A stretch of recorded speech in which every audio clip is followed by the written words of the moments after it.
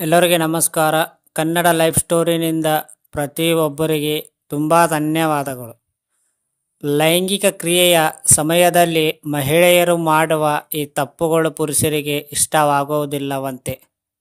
ಮಹಿಳೆಯರು ತಮ್ಮ ಸಂಗಾತಿಯೊಂದಿಗೆ ಸಂಭೋಗದ ಸಮಯದಲ್ಲಿ ಆಗಾಗಲೇ ಮಾಡುವ ಕೆಲವು ಸಾಮಾನ್ಯ ತಪ್ಪುಗಳನ್ನು ಇಲ್ಲಿ ಹೇಳಲಾಗಿದೆ.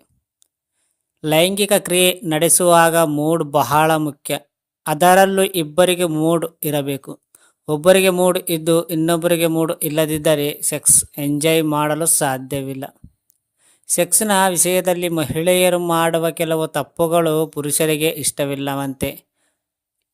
ಅದು ಪುರುಷರ ಮನಸ್ಥಿತಿಯನ್ನು ಅಸಮಾಧಾನಗೊಳಿಸುತ್ತದೆ. ಸೆಕ್ಸ್ ಸಮಯದಲ್ಲಿ ತಮ್ಮ ಸಂಗಾತಿಯೊಂದಿಗೆ ಯಾವುದೇ ಕೆಲಸ ಮಾಡಿದರೂ ಅದು ರೋಮಾಂಚಕನಾರಿ ಮತ್ತು ಮೋಜಿನ ಅಗತ್ಯವಿಲ್ಲ ಎಂದು ಮಹಿಳೆಯರು ತಿಳಿದಿರಬೇಕು. ಲೈಂಗಿಕತೆಯ ಆಸಕ್ತಿ ತೋರಿಸಿದರಿರುವುದು. ಲೈಂಗಿಕತೆಯ ಆಸಕ್ತಿ ತೋರಿಸದರಿಸಿರುವುದು.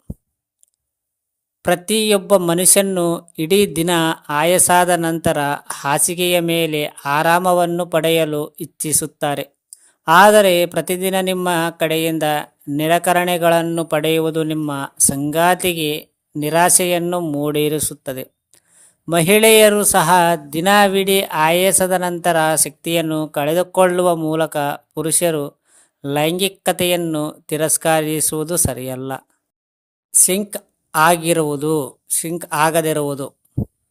ಉತ್ತಮ ಲೈಂಗಿಕತೆಗಾಗಿ ನೀವು ನಿಧಾನವಾಗಿ ಮತ್ತು ನಿಮ್ಮ ಸಂಗಾತಿಯೊಂದಿಗೆ ಸಿಂಕ್ ಮಾಡಬೇಕಾಗುತ್ತದೆ.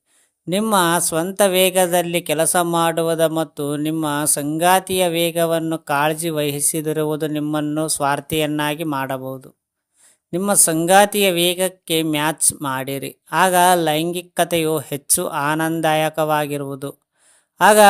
ಆಗ ಮಾತ್ರ ನಿಮ್ಮಿಬ್ಬರ ಲೈಂಗಿಕತೆಯನ್ನು ಇನ್ನಷ್ಟು ಚೆನ್ನಾಗಿ ಅರ್ಥ ಮಾಡಿಕೊಳ್ಳುವಿರಿ. ಮಲಗುವ ಕೋಣೆಯಲ್ಲಿ ಲೈಂಗಿಕತೆಯನ್ನು ಹೊಂದಬೇಕೆಂದೇನಿಲ್ಲ. ಲೈಂಗಿಕತೆಯನ್ನು ಹೊಂದಲು ನಿಮ್ಮ ಮಲಗುವ ಕೋಣೆಯಿಂದ ಹೊರಬನ್ನಿ. ನಿಮ್ಮ ಮನೆಯಲ್ಲಿ ಅಡುಗೆ ಮನೆ, ಸ್ನಾನಗೃಹ, ಕೌಂಟರ್ ಇತ್ಯಾದಿಗಳಂತಹ ಅನೇಕ ಸ್ಥಳಗಳಿವೆ. ಅಲ್ಲಿ ನೀವು ನಿಮ್ಮ ಸಂಗಾತಿಯೊಂದಿಗೆ ಲೈಂಗಿಕತೆಯನ್ನು ಹೊಂದಬಹುದು. ಮಲಗುವ ಕೋಣೆಯಲ್ಲಿ ಮಾತ್ರ ಸೆಕ್ಸ್ ಮಾಡುವುದು ಬಿಟ್ಟು ನಿಮ್ಮ ಸಂಗಾತಿಯ ನಿಮ್ಮಲ್ಲಿ ಹೊಸದನ್ನು ಪ್ರಯತ್ನಿಸುವ ಬಗ್ಗೆ ಹೇಳಿದರೂ ಅದನ್ನು ಪ್ರಯತ್ನಿಸದಿರುವುದು ನಿಜಕ್ಕೂ ಬೇಜಾರು ತರಬಹುದು. ತುಂಬ ಮಾತನಾಡುವುದು. ಲೈಂಗಿಕ ಸಮಯದಲ್ಲಿ ನೀವು ಎಲ್ಲವನ್ನು ಚರ್ಚಿಸುವ ಅಗತ್ಯವಿಲ್ಲ. ಲೈಂಗಿಕತೆಯ ವಿಷಯಕ್ಕೆ ಬಂದಾಗ ವಿಷಯಗಳನ್ನು ಕನಿಷ್ಠವಾಗಿರಿಸಿಕೊಳ್ಳುವುದು ಉತ್ತಮ. ಈ ಸಮಯದಲ್ಲಿ ನಿಟ್ಟುಸಿರುಗೊಳಗು ಮಾತನಾಡುವುದು ಮತ್ತು ನಿಮ್ಮ ಸಂಗಾತಿಯನ್ನು ರೋಮಾಂಚನಗೊಳಿಸುವಂತಹ ಕೆಲವು ವಿಷಯಗಳು ಮಾತ್ರ ಉತ್ತಮವಾಗಿರುತ್ತದೆ. ಆದರೆ ಈ ಸಮಯದಲ್ಲಿ ಮನೆಯ ವಸ್ತುಗಳು ಅಥವಾ ಇತರ ಅರ್ಥಹೀನ ವಿಷಯಗಳ ಬಗ್ಗೆ ಮಾತನಾಡುವುದು ನಿಮ್ಮ ಸಂಗಾತಿಯ ಮೂಡನ್ನು ಹಾಳು ಮಾಡಬಹುದು. ಈ ಸಮಯದಲ್ಲಿ ಎಲ್ಲವೂ ರೊಮ್ಯಾಂಟಿಕ್ ಆಗಿರುವುದು ಒಳ್ಳೆಯದು. ನಕಲಿ ಪರಾಕಾಷ್ಠೆ.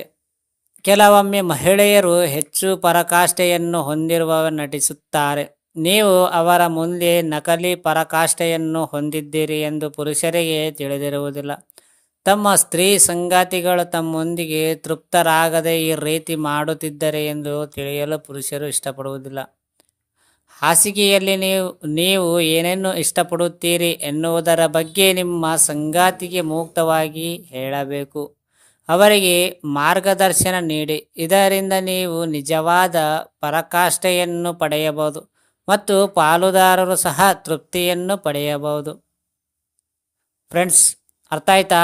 ಈ ಸ್ಟೋರಿ ಕೇಳಿದ ಪ್ರತಿಯೊಬ್ಬರಿಗೆ ತುಂಬ ಧನ್ಯವಾದಗಳು. Thank you so much.